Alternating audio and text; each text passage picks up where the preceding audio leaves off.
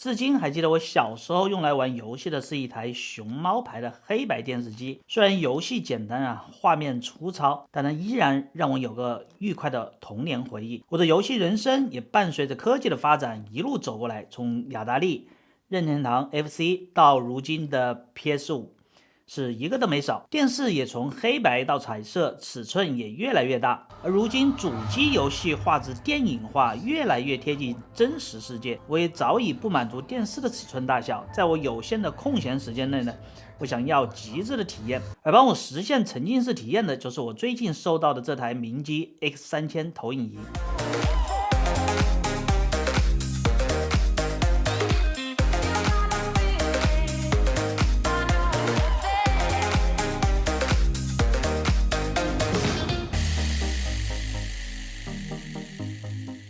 当然，不是随便一台投影机都能够拿来打游戏的。3000流明高亮低到4毫秒的低延迟输入，最高支持240赫兹高刷。明基 X3000把和游戏体验相关的指标都拉满了。它在自动识别到 PS5 主机以后呢，会提示你进入到 HDR Game 游戏模式。在保证色彩准确的前提下，投影亮度越高，画面的明暗宽容度就越高，在明暗对比强烈的游戏画面中啊，才能同时不丢失暗部和亮部的细节。得益于3000的高流明亮度啊，即使在生化危机这样的黑暗环境的游戏场景中呢，游戏画面依然有出色的对比度。这里 Leon 走到小屋外找寻伙伴，周围的环境非常的昏暗，但细节依然可见，包括这段手电筒探路。那些细小的灰尘在昏暗的环境下被手电的亮光照射，飘散在空中，细节惊人，明暗也非常的平滑。X3000出色的画面细节和投影大尺寸带来的立体包围感，让我可以真正走进游戏中，成为主角。而这一切是其他小尺寸显示设备所无法满足的。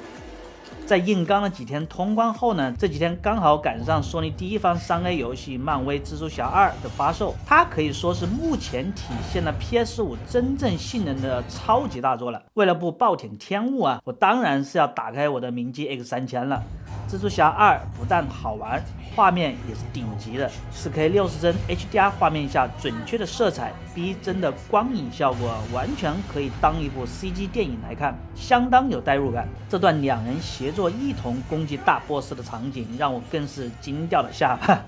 战衣被火光四射的能量所包围，在击穿巨人的那一瞬间，电光火石四散，非常的有冲击力。而 X3000覆盖100% DCI-P3 广色域，这基本是目前设备可显示的 HDR 色彩的最优解了，也就能很好的还原游戏原有的色彩，呈现原汁原味的游戏氛围。这里两位蜘蛛侠蹲在房顶打电话的画面中呢，虽然都为红色，但两人的战衣和墙面却各有各自不同的色彩，包括身上的灰尘和墙面的裂缝都被准确呈现了出来。我也随着蜘蛛英雄穿梭在各种大街小巷，领略了美国纽约的城市风貌。游戏时间往往过得很快，不知不觉几个小时就没了。明基 X3000采用 Full LED 光源，寿命可长达3万小时。能使用10年，不过随着使用时间增加，光衰带来的偏色也不可避免。而 X3000内置的自动色彩校准功能呢，激活之后则会定期校色，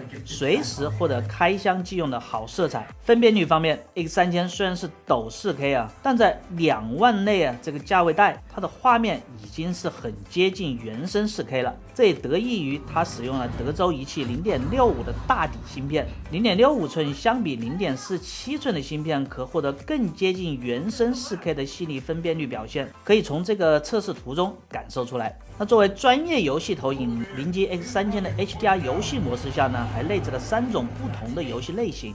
角色扮演 RPG 就是我现在用的这个模式，强化影院级视听效果。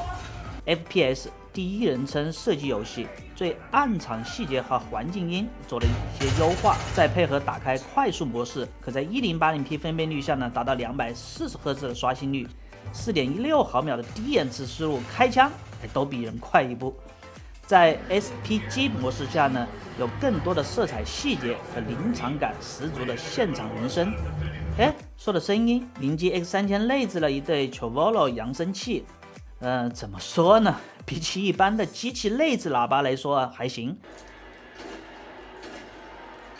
但我想咱们都配上明基 X3000这样级别的 4K HDR 游戏投影了，怎么也要搭配一个好的音响系统，这样才算完美的影音极致享受。通过 HDMI 的 eARC 音频回传功能，可以享受到 Dolby Atmos 或者是7.1声道。外观方面 ，X3000采用了黑色亚克力前面板搭白色机身。非常的时尚，左上角是一颗全玻璃的 4K 解析镜头，机身左侧是对焦和变焦波轮。控制面板和散热出风口 1.3 倍大边焦和 1.15 倍的投射比我房间直线距离 2.5 米即可铺满我100英寸的幕布，支持左右30度的侧投，但侧投会损失画质，因此不到万不得已不建议把它开启。明基 X3000 的配置可以说是目前同类别少见的规格了，游戏玩家需要的低延迟、高刷新和高亮度它都有，同时也保留了高对比、高解析和广色域。